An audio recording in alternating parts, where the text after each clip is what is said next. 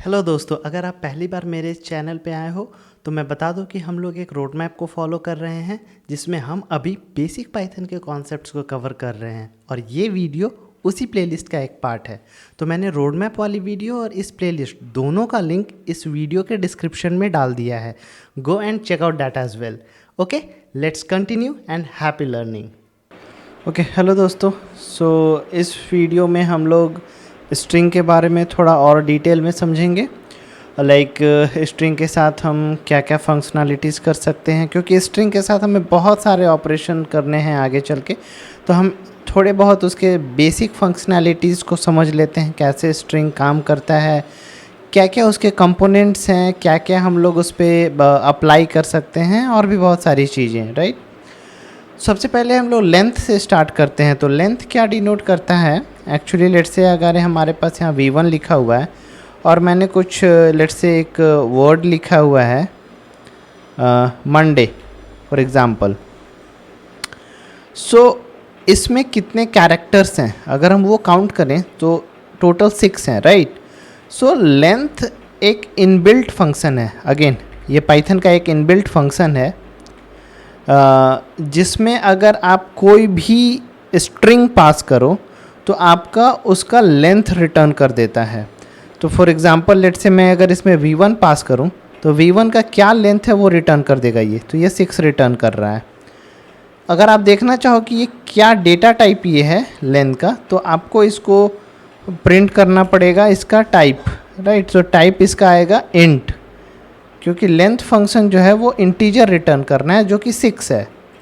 Correct, class int से ये belong कर रहा है। ठीक है, लेंथ बेसिकली इसमें हम लोग यूज करेंगे एक लेन फंक्शन। लेन फंक्शन अभी हम स्ट्रिंग पे अप्लाई कर रहे हैं, आगे चल के हम और भी चीज़ों पे लेंथ हम अप्लाई करेंगे लेन फंक्शन। एक्चुअली हम लेन फंक्शन किस पे अप्लाई कर सकते हैं? तो लेन फंक्शन हम कोई भी इटरेबल पे अप्लाई कर सकते हैं। तो इटरेबल क्या होता है पाइथन में? इटरेबल हम उसको बोलते हैं जिस पे हम एक एक वैल्यू करके इटरेट करें। इटरेट मतलब कि एक एक वैल्यू करके हम उसके वैल्यूज को एक्सेस करें, या फिर जैसे मंडे है। राइट, तो मुझे m को एक्सेस करना है, फिर o को एक्सेस करना है, n d a y, इसमें टोटल 6 कैरेक्टर हैं। राइट, तो मान के चलो मुझे एक एक वैल्यू को एक्सेस करना है इसमें, तो इसके ऊपर मुझे एक पहले तो स्ट्रिंग एक इटरेबल होता है और एक एक वैल्यू को एक्सेस करने के लिए मुझे इस पर इटरेट करना पड़ेगा। इटरेट कहने का मतलब एक एक वैल्यू मुझे जंप करना पड़ेगा। राइट, पहले m को एक्सेस किया, फिर o को करेंगे, फिर n को करेंगे। जैसे आप समझो कि आप लाइन में 6 स्टूडेंट को खड़े कर दिए हो, हाँ, और एक एक करके हम उनको टॉफ़ी बांट रहे हैं। जैसे पहले मान के चलो मुझे y को टॉफ़ी अगर देना है,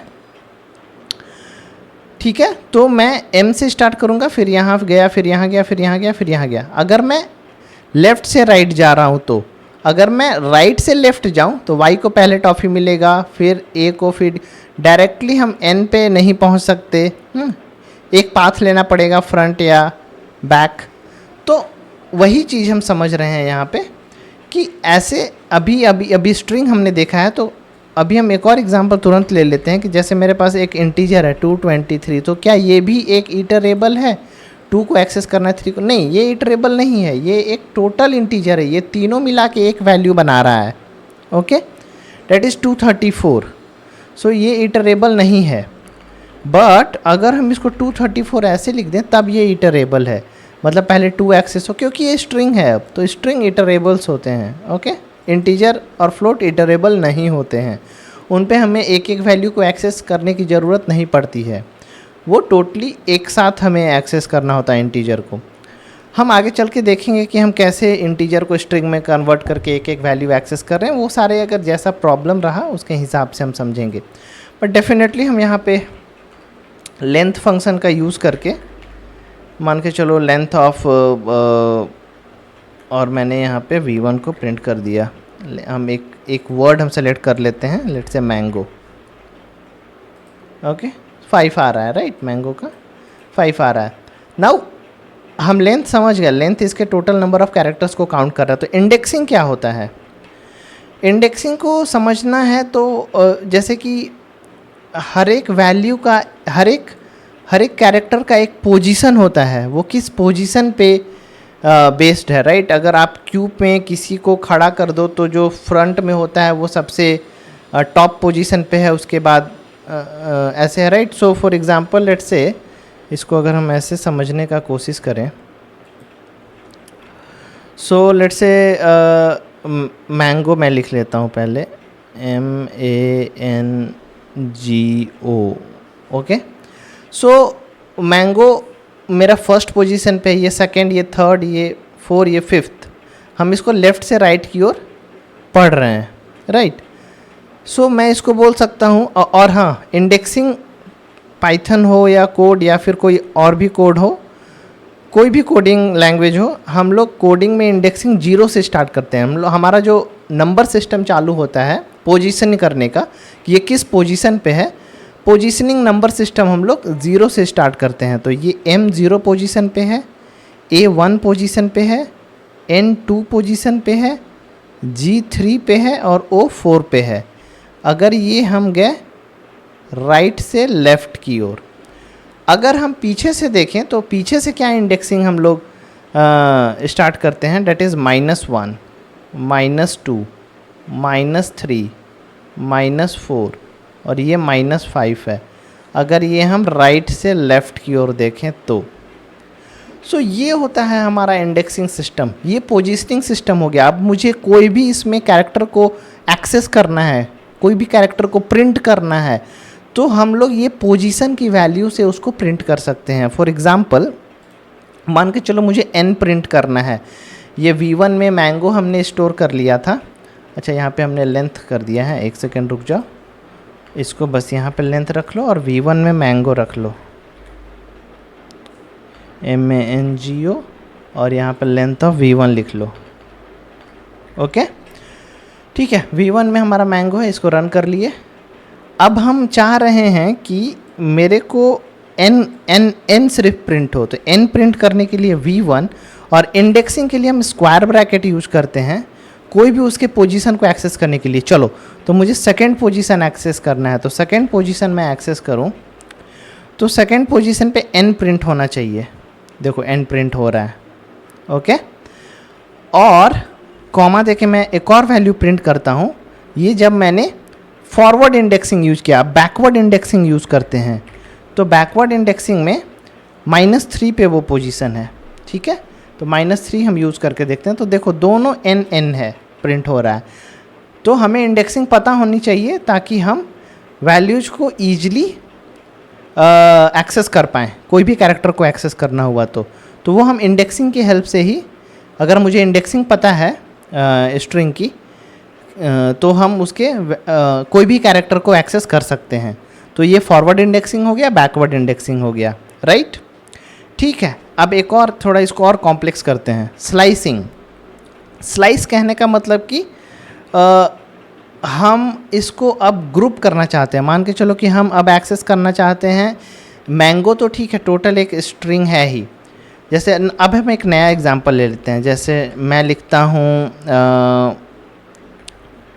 माई नेम इज़ रवि, ये भी एक स्ट्रिंग है, और बीच बीच में ये जो है ना, ये स्पेस है, तो स्पेस थोड़ा ब्लैंक टाइप दिख रहा है, इसीलिए स्पेस की जगह पे मैं हाइफन डाल दे रहा हूँ ताकि ये पूरा स्ट्रिंग मुझे फिल्ड दिखे, मतलब पूरा एक कनेक्टेड दिखे, ठीक है। तो अब मैं क्या करना चाह रहा हूँ ना, इसको स्लाइस करना चाह रहा हूँ। स्लाइस इन द सेंस कि मैं सिर्फ माई को एक्सेस करना चाह रहा हूँ। पहले हम लोग इंडेक्सिंग में एक एक कैरेक्टर को एक्सेस किए, स्लाइसिंग में हम क्या करेंगे, स्लाइसिंग में हम मल्टीपल कैरेक्टर्स एक साथ एक्सेस करेंगे। चलो, सिर्फ मुझे नेम को एक्सेस करना है। अब मुझे एक वैल्यू, एक कैरेक्टर नहीं, एक ग्रुप ऑफ कैरेक्टर को एक्सेस करना है। तो अब कैसे यूज करेंगे, मतलब उस बड़े से स्ट्रिंग को मुझे स्लाइस कर देना है, मैंने छोटे छोटे स्ट्रिंग्स में तोड़ना है, ठीक है।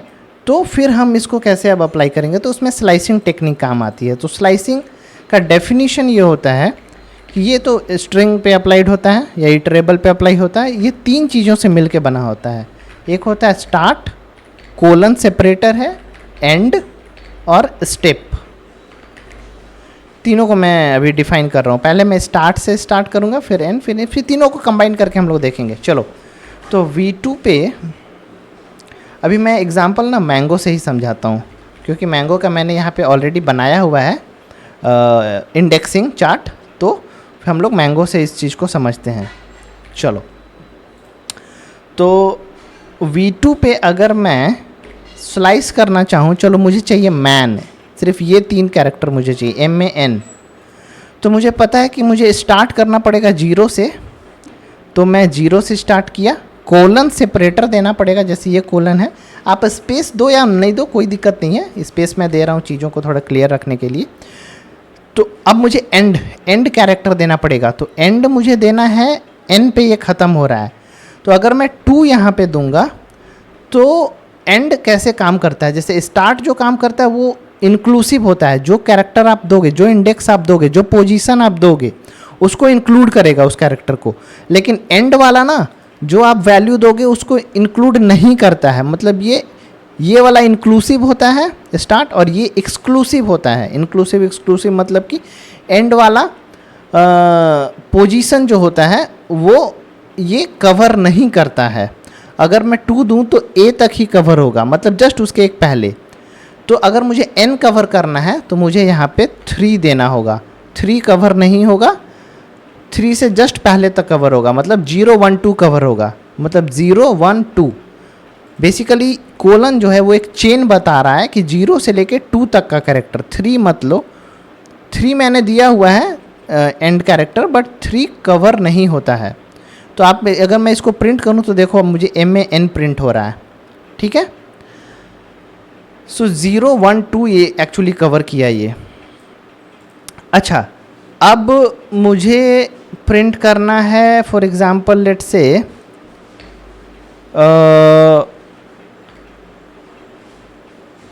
सिर्फ गो प्रिंट करना है मुझे। तो गो मैं प्रिंट करने के लिए कहाँ से स्टार्ट करूँगा, स्टार्ट वाला इंडेक्स मुझे देना पड़ेगा, डेट इज़ 3। एंड कहाँ पे करूँ मैं, एंड अगर मैं 4 पे करता हूँ तो 4 वाला तो काउंट होगा नहीं, 4 आप डाल के देख लो, 4 आपका काउंट होगा नहीं, सिर्फ G ही प्रिंट होगा। O प्रिंट करना है, O अब कैसे, गो ये लास्ट वाला कैरेक्टर कैसे प्रिंट करूँ, 5 दे दूँ क्या, 5 देने से क्या होगा, 5 ऑलरेडी इस चार्ट में एग्जिस्ट नहीं कर रहा है, 5 देने से क्या होगा, ये गो प्रिंट कर दिया। 5 देने से अगर गो प्रिंट कर रहा है तो क्या मैं कोई बड़ा वैल्यू यहाँ दे दूँ, जैसे 90 जो एग्जिस्ट कर ही नहीं रहा है, फिर भी कुछ एरर आएगा या काम कर जाएगा, ये काम करेगा, क्यों करेगा एक्चुअली, तो ये एरर प्रोन होता है, मतलब इसमें एरर नहीं आता है, अनलाइक इंडेक्सिंग। अच्छा, इंडेक्सिंग में मैं एक चीज़ कवर करना भूल गया, इंडेक्सिंग में अगर आप कुछ ऐसा वैल्यू दे रहे हो, ऐसा इंडेक्स दे रहे हो जो कि एग्जिस्ट ही नहीं करता है, फॉर एग्जांपल लेट से मैंने यहाँ पे 5 दिया, जो कि मैंगो में 5 इंडेक्स चार्ट में है ही नहीं, 4 पे ही ख़त्म हो जा रहा है इसका कैरेक्टर, तो 5 दूंगा तो ये एरर आएगा, ये बोलेगा कि इंडेक्सिंग आउट ऑफ रेंज, मतलब हम जो चीज़ को एक्सेस करना चाह रहे हैं वो प्रेजेंट ही नहीं है, ठीक है। तो इसमें मुझे एरर क्यों नहीं आ रहा है, एक्चुअली ये एरर प्रोन होता है, मतलब ये आपका जैसे मैंने बोला एंड जो एंड पैरामीटर होता है वो आप कितना भी इसमें बड़ा दे दो वैल्यू, ये इस पे एरर नहीं आएगा, ये एंड को समझ रहा है कि ये लास्ट वैल्यू तक जाएगा, ठीक है, मतलब ये पूरा लास्ट वैल्यू तक कवर करेगा, आप इसमें कितना बड़ा वैल्यू भी दे दो, मतलब आप वैल्यू दो या नहीं दो। तो ये भी एक केस है, जैसे अगर हम कोई वैल्यू यहाँ पे प्रोवाइड नहीं करते हैं तो इसका मतलब मुझे ये होता है कि 3 से स्टार्ट करो और लास्ट तक जाओ, अगर मैंने कुछ वैल्यू नहीं दिया तो ये इसका मतलब होता है ये लास्ट तक जाओ। जैसे मैंने लिखा मैंगो इज गुड, अब मैं इसमें 3 से स्टार्ट कर रहा हूँ और बोल रहा हूँ कि मेरे को नहीं पता कि कहाँ एंड करना है, तो तुम लास्ट तक चले जाओ, तो ये लास्ट तक चला गया, देखो गुड तक गया।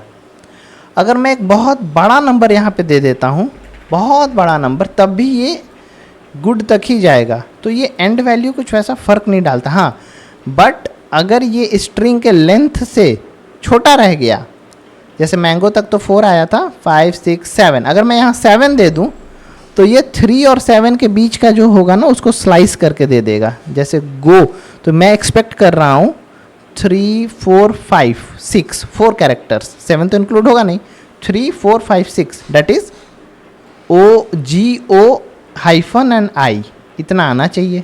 देखो इतना आ रहा है। ओके ठीक है।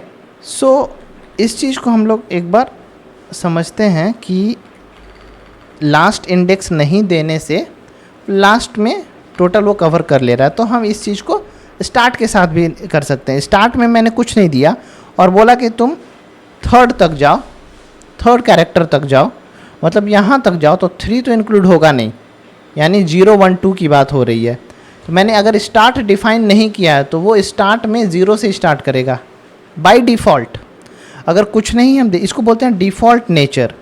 अगर हम जैसे हम यहाँ पे कुछ नहीं प्रोवाइड कर रहे थे, अच्छा अभी हम अगर ऐसा लिख के सिर्फ प्रिंट कर देंगे तो ये पूरा चीज़ प्रिंट कर देगा। इसमें मैंने ना तो स्टार्ट डिफाइन किया है ना एंड डिफाइन किया है, तो ये पूरा ले रहा है। अच्छा स्टार्ट मैंने डिफाइन नहीं किया, एंड डिफाइन कर दिया, तो स्टार्ट तो ये 0 से लेगा ही, 0 1 2 लेगा, 3 पे जाके स्टॉप करेगा, तो 3 वाला कवर नहीं होगा, तो मैन प्रिंट करेगा, MAN। ओके, जो चीज़ हम फॉरवर्ड इंडेक्सिंग के साथ कर रहे हैं, सेम चीज़ हम बैकवर्ड इंडेक्सिंग के साथ भी कर सकते हैं। सेम स्लाइसिंग कैसे कर सकते हैं, तो हमें स्टार्ट कहाँ से करना है वो देखना होगा। मान के चलो आप स्टार्ट कर रहे हो -5 से, तो -5 डिनोट कर रहा है क्या, M को, और स्टॉप करना चाह रहे हैं -2 पे, तो ये क्या बोलेगा कि -2 वाला तो कवर नहीं होगा बॉस, तो -5 -4 -3 ये 3 आ जाएंगे, मैन प्रिंट हो जाएगा। अच्छा फिर से मैन ही हो जा रहा है, रुक जाओ मैं इसको -3 ले लेता हूँ, तो अब N कवर नहीं होगा, MA आएगा, सिर्फ MA, देखो MA आया ना आउटपुट। तो ये इंडेक्सिंग अगर आप कोई भी फॉलो कर लो, हम लोग जनरली फॉरवर्ड इंडेक्सिंग पे ज़्यादा काम करते हैं, बैकवर्ड इंडेक्सिंग कभी कभी रिक्वायर्ड होता है, तो नॉलेज के लिए बैकवर्ड इंडेक्सिंग पता होना चाहिए। फॉरवर्ड इंडेक्सिंग पे हम 90% ऑफ टाइम्स फॉरवर्ड इंडेक्सिंग पे काम करेंगे। तो बैकवर्ड इंडेक्सिंग थोड़ा कंफ्यूजिंग हो जाता है क्योंकि उसमें हमें कैलकुलेट करके चीज़ों को करना पड़ जाता है, इसीलिए फॉरवर्ड इंडेक्सिंग हमें याद होता है क्योंकि ये 0 से स्टार्ट हो रहा है, नंबर जैसा स्टार्ट होता है 0 से N। अगर मैं यहाँ पे देख के बता दे रहा हूँ कि ये मैंगो है, इसमें 6 कैरेक्टर है, तो मैं डेफिनेटली बता पाऊँगा कि O 5 पे एंड करेगा, क्योंकि 0 से स्टार्ट हो रहा है तो ये 5 पे एंड करेगा। तो ईजी होता है ना थोड़ा ये कैलकुलेट कर लेना क्विकली, तो ठीक है। तो हम लोग ऐसे स्लाइसिंग करते हैं। अभी हमने स्टार्ट को कवर किया, एंड को कवर किया है, स्टेप भी कवर करना बाकी है। तो पहले तो ये समझ लें कि ये तीनों पैरामीटर ऑप्शनल है, आप एक को हम नहीं भी दे रहे हैं तब भी काम कर रहा है ये।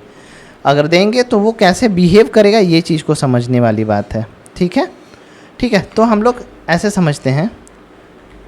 अब दो कोलन हो गया, अब इसमें 3 वैल्यू मैं देख सकता हूँ, एक यहाँ दे सकता हूँ वैल्यू, फिर एक यहाँ, एक यहाँ, 3 वैल्यू मैं आप पुट कर सकता हूँ, ठीक है।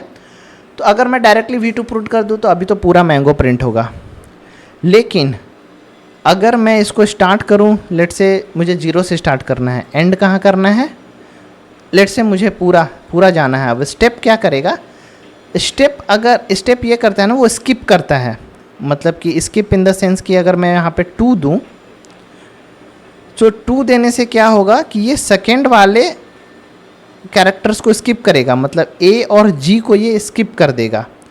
सो पहला वाला प्रिंट होगा, दूसरा वाला स्किप, फिर ये प्रिंट होगा, फिर ये स्किप, ऐसा ही होना चाहिए।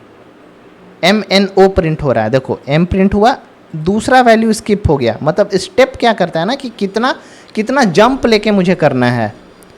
तो 2 का स्टेप बताने से ये M आया, wait let me take this, हाँ पहले M पे आया वैल्यू, M से 2 का जंप मारने से ये हो गया। जैसे एक का स्टेप रहता, अगर मैं यहाँ पे 2 के जगह पे 1 देता तो ये ऐसे काम करता है, M से A पे जाता, A से N, N से G, G से O, ठीक है। ये एक का स्टेप लिया।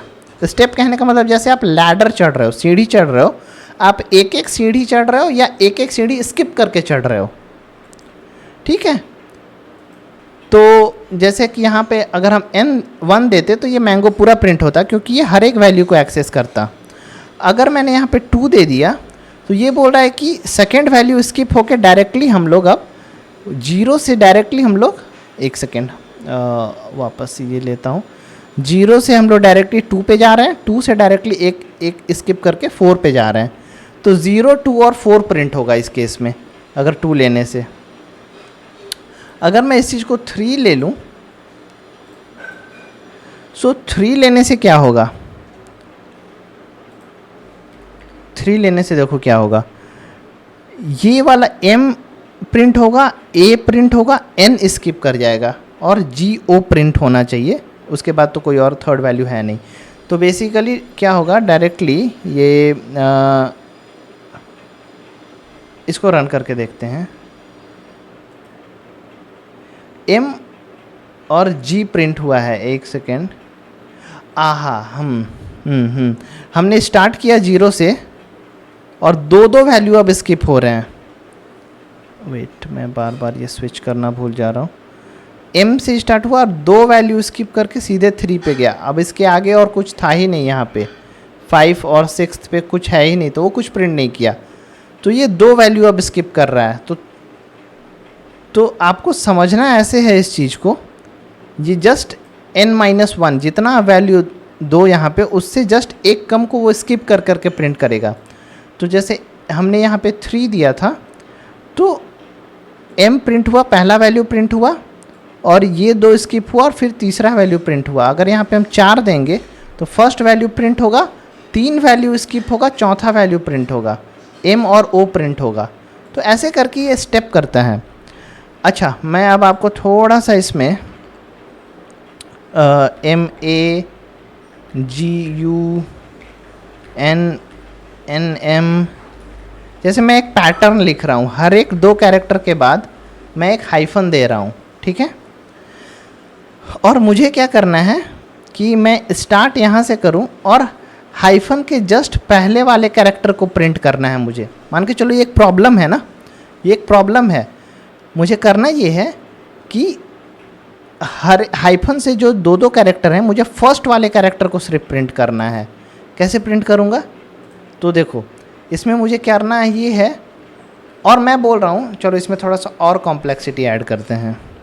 अच्छा, पहला वाला प्रॉब्लम पहले सॉल्व कर देते हैं, फिर उसमें एक लेवल का कॉम्प्लेक्सिटी और ऐड करेंगे।